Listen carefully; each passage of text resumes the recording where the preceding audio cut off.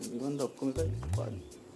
මල්ලි මොකෝ නිකන් ඇදේලා. ඇදේලා රීප පටියක් තියලා එන දෙයක් යවුවා නම් කෙලින් කරලා ගත හැකි. කෙලින් කරලා ගන්න. මුදලාලි කැත වැඩ කරන්න එපා. තමසේර හනිමුන් එකට මට ඇඳක් හදලා දුන්නේ. ඔව්. එදා රෑ මේ කඩන් වැටුණානේ. මගේ මේ කොන්දත් ඉවරයි. මාර බුදියාමක් නේ මල්ලි බුදියලා තියෙන්නේ. බුදිය ගන්න. බුදියලා නම් කමක් නැහැ.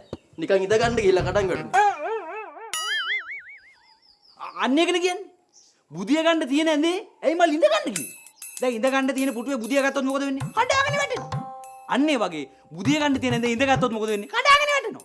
අපි අවශ්‍යතාවය තමයි සැපෙමු දෙන්නේ. අපි වක්කීමක් ඇතුව වැඩ කරන්නේ. ලොකු මැනේජ්මන්ට් එකක් එක්ක යන කම්පැනියක් මේක. මේකේ ක්‍රියේටිව් ඩිරෙක්ටර්ස්ලා ඉන්නවා, මේකේ ඉන්ජිනියර්ස්ලා ඉන්නවා, මේකේ ක්වොලිටි චෙකර්ස්ලා ඉන්නවා, බාසවෙල්ලා ඉන්නවා, බාසවෙල්ලා ගෝලයා ඉන්නවා, මං ඉන්න ඕන විදියට. කැටයන් පවා ගහන්නේ AI ප්‍රොම්ප්ට් ගහලා. එහෙව් කීර්ති නාමයක් තියෙන මේ කම්පැනි නම කැත වෙන විදිහ වැඩ කරන්න එපා මල්ලි. කොටිම කිව්වොත් බුදිය ගන්න තියෙන ඇඳේ ඉඳ ගන්න යන්න එපා මල්ලි.